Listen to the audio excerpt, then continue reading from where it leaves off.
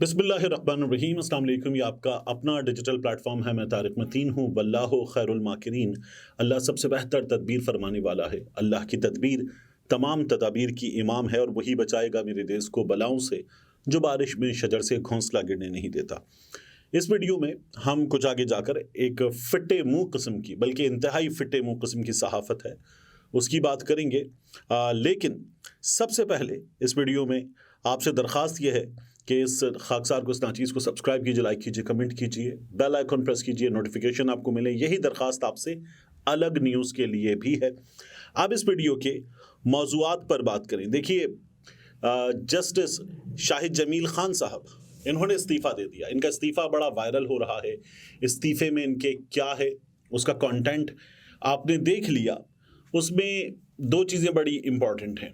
उनके इस्तीफ़े में एक जुमला लिखा हुआ है कि जो पर्सनल सर्कमस्टांसेस हैं, जो निजी हालात हैं, उनकी बुनियाद पर उन्होंने इस्तीफ़ा दिया है। कई दफ़ा पर्सनल रीज़न्स होती हैं, लेकिन निजी हालात की बुनियाद पर इस्तीफ़ा दिया है। एक ये जुमला, और उसके अलावा उन्होंने एक कहावत इस्तेमाल की। वो कहावत इस्तेमाल करते हुए लिखते हैं कि N ounce of discretion is worth a pound of विट। तो जज साहब जो हैं, उन्होंने ये फैसला किया कि कब बोलना है, कब अमल करना है और कब खामोश रहना है, इसका सही वक्त पे फैसला कर लिया जाए। जैसा आपने अपने इस्तीफ़े के आखिर में अल्लामा इकबाल के शायर मशरिक़ के अशार लिखे और मुसलसल उन अशार को आपने सोशल मीडिया पे पढ़ लिया, उन पे बार बार बात क्या करना है। लेकिन जज साहब ने आज़ाद होने की बात की, आज़ादी की कदर की बात की, आज़ादी की कदर व कीमत की बात की, और ये कहा जज साहब ने कि आज़ाद रहना कितना ज़रूरी है। अब आप जज साहब के इस्तीफ़े को अगर देखें तो मैं आपको बता देता हूँ, जस्टिस शाहिद जमील खान साहब जो हैं, वो मुख्तलिफ आईनी नौयत के मुकदमात की समाअत कर रहे थे। बहुत ज़्यादा पॉलिटिकल मामलात जो हैं, जिसकी वजह से कहा जा रहा है कि शायद कोई बहुत शदीद दबाव था, उनके मामलात में ये उन बेंचेस का हिस्सा नहीं थे। लेकिन जज साहब किन किन मुकदमात की समाअत कर रहे थे और जज साहब ने इस्तीफ़ा क्यों दिया है, अभी मैं आपके सामने रखता हूँ। देखिए, जस्टिस शाहिद जमील खान ने हुकूमत को और इस निगरां हुकूमत को 1 महीने में सूबाई पब्लिक सेफ्टी कमीशन तश्कील देने का हुक्म दिया। जस्टिस शाहिद जमील खान साहब ने रमज़ान में जो हुआ था, आटे की तकसीम का मैकेनिज़्म बनाने का हुक्म दिया था, दरखास्तों पर फैसला सुनाया था। जस्टिस शाहिद जमील खान साहब ने निजी हाउसिंग सोसाइटीज़, ये बहुत बड़ा मामला है, इसकी बेज़ाब्तगियों के खिलाफ मुतअद्दिद अहकामात जारी किए। इन्होंने पंजाब की प्राइवेट हाउसिंग सोसाइटीज़ को रिहायशियों के खिलाफ तादीबी कार्रवाई से रोक रखा है। ये बहुत बड़ा फैसला है।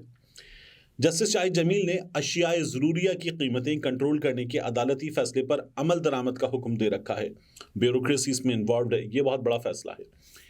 प्राइवेट मेडिकल कॉलेजेस के स्टडी प्रोग्राम के दौरान फीस में इजाफा गैर कानूनी करार दिया जस्टिस शाहिद जमील साहब ने। ये बहुत बड़ा मामला है।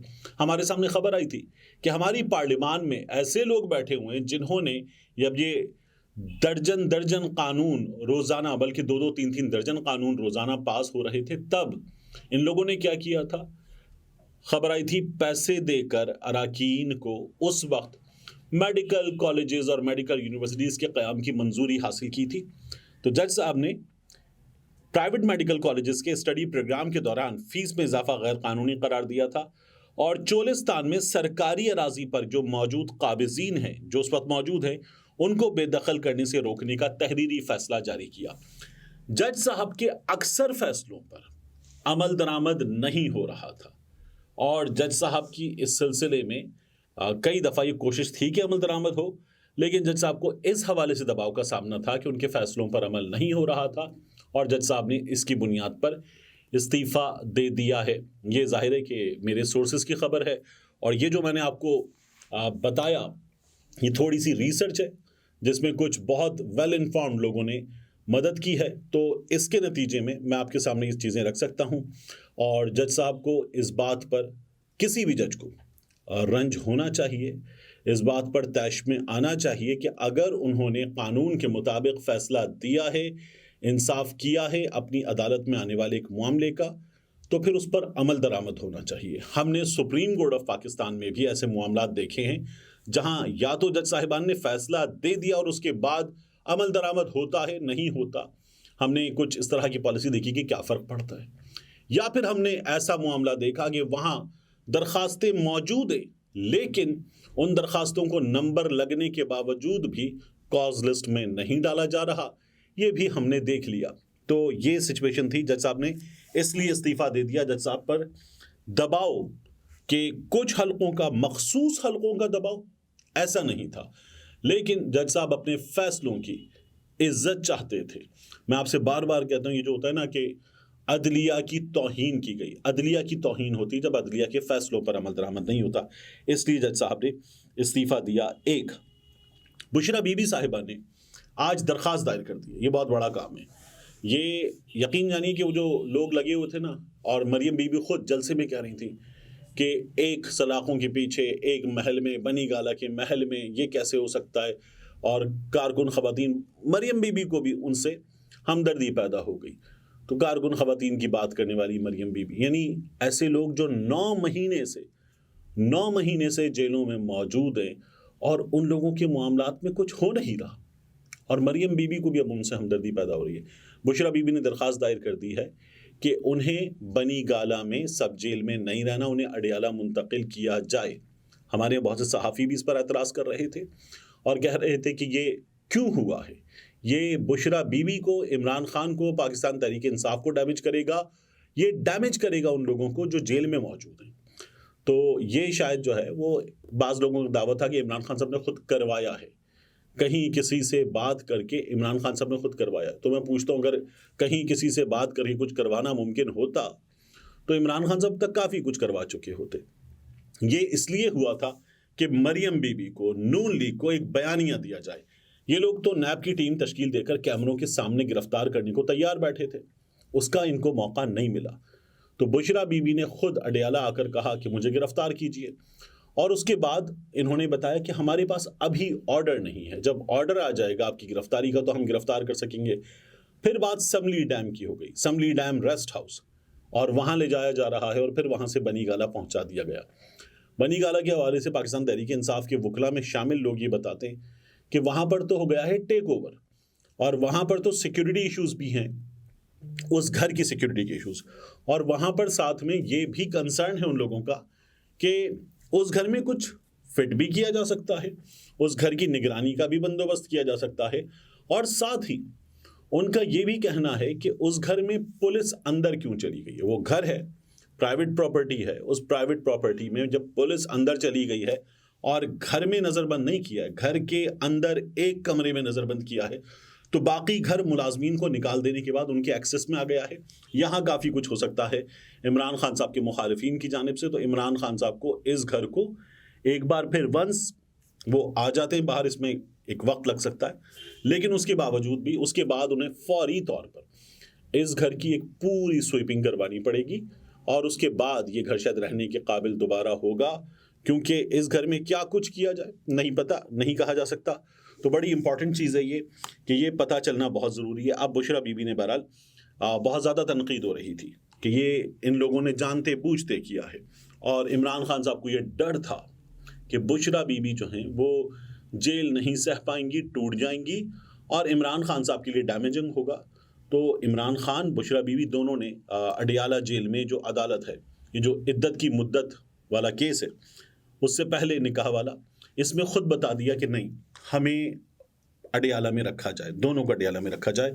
تو یہ ایک بہت بڑا موو ہے، اور اچھی بات ہے کہ یہ موو جو ہے وہ بشرا بی بی کی جانب سے کر لی گئی ہے۔ اب میں آپ کے سامنے ایک اور چیز رکھوں، یہ ہمارے اس انتخابی ماحول سے متعلق ہے۔ کامران خان صاحب نے ایک بار پھر ایک چیز بتائی ہے، اور یہ چیز جب یہ بتاتے ہیں، کامران خان صاحب بتاتے ہیں یا کچھ دیگر صحافی دوست بتاتے ہیں، تو مجھے حیرت اس لیے ہوتی ہے کہ آپ صحافی ہیں، آپ صحافت کر رہے ہیں، آپ جرنلزم کر رہے ہیں، ماس کمیونیکیشن کر رہے ہیں، جو ظاہر ہے کہ صرف ماسز کے لیے ہوتی ہے، تو اس میں آپ یہ کام کیسے کر سکتے ہیں، میری سمجھ میں نہیں آتا۔ لیکن بہرحال کامران خان صاحب نے، ہمارے پیارے کامران خان صاحب نے یہ کام کیا ہے، جو فٹے منہ صحافت ہے اس کے حوالے سے میں ابھی تھوڑی دیر میں آپ کے سامنے چیزیں رکھتا ہوں۔ لیکن دیکھیے کہ کامران خان صاحب کتنے اطمینان کے ساتھ اس بات کو کھول کر کہتے ہیں۔ وہ کہتے ہیں میں پوری قوت سے یقین رکھتا ہوں کہ جمہوری فوجی لیڈرشپ پر مبنی ہائبرڈ نظام پاکستان کی اولین ضرورت ہے۔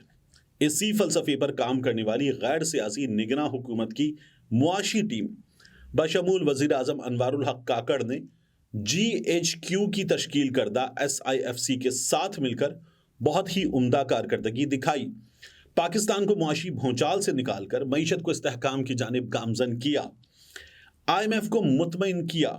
الیکشن کے بعد پاکستان منتظر ہوگا کہ باہمی اعتماد کے ستون پر کھڑا جمہوری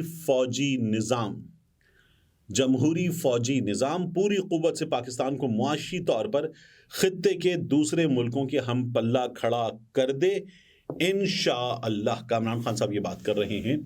تو اگلی حکومت، مائیکل کوگلمین نے آج BBC پر ایک آرٹیکل میں اپنا تجزیہ دیا ہے، اور مائیکل کوگلمین اس تجزیے میں کہتے ہیں کہ میاں نواز شریف ظاہر ہے اقتدار میں آ رہے ہیں۔ BBC کا آرٹیکل کی ہیڈ لائن ہے کہ میاں نواز شریف اقتدار میں آ رہے ہیں۔ ہمارے یہاں بہت سے صحافی جو ہے اس پر چھلانگیں مار رہے ہیں کہ دیکھیے جی میاں نواز شریف اقتدار میں آ رہے ہیں۔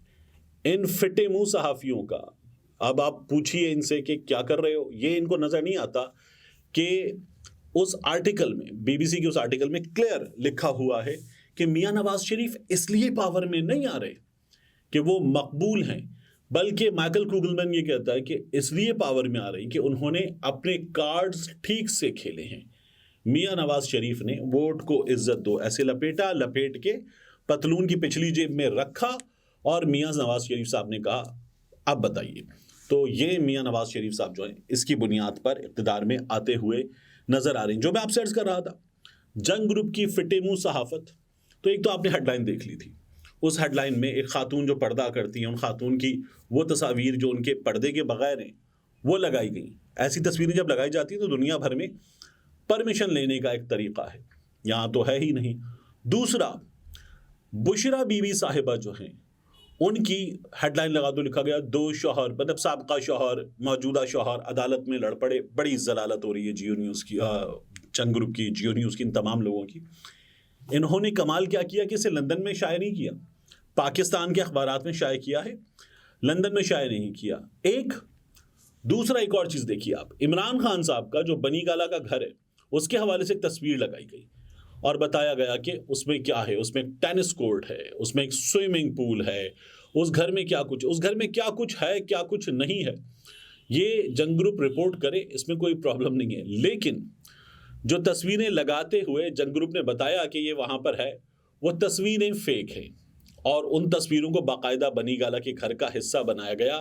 وہ ریئل اسٹیٹ کی ایک ویب سائٹ سے اٹھائی گئی تصویریں ہیں، اور وہ تصویریں باقاعدہ انٹرنیٹ پر جوکستان ایک سوشل میڈیا ہینڈل ہے، اس نے بتا دیا کہ یہ یہاں سے ہیں، اور اس کو آپ نے عمران خان کی پراپرٹی بنا دیا ہے، یہ آسٹریلیا کی پراپرٹی ہے، یہ بنی گالا نہیں ہے پاکستان کا۔ تو یہ ہمارا جنگ گروپ جو ہے، ہمارا پیارا جنگ گروپ، کسی انڈیویجول سے غلطی ہو نا، مجھ سے کسی اور سے، تو اس لیے سمجھ میں آتا ہے کہ وہ ایک انڈیویجول ہے، اس سے غلطی کسی اور سے بھی ہو سکتی ہے، لیکن اس سے غلطی ہوگی تو آپ کو اس کو ایک انڈیویجول ہونے کا مارجن دینا ہوگا۔ یہ ایک جنگ گروپ ہے، پاکستان کا سب سے بڑا صحافتی ادارہ یا نام نہاد سب سے بڑا صحافتی ادارہ۔ جب آپ بغض میں مبتلا ہو کے کام کرتے ہیں تو پھر بڑا ہونا، کوالٹی کا ہونا، یہ سب چیزیں جو ہے وہ بڑھ جاتی ہیں، اور اس کے بعد یہ نکلتا ہے جو آپ کر رہے ہیں اس وقت۔ ملتے ہیں انشاءاللہ آپ سے اگلی ویڈیو میں۔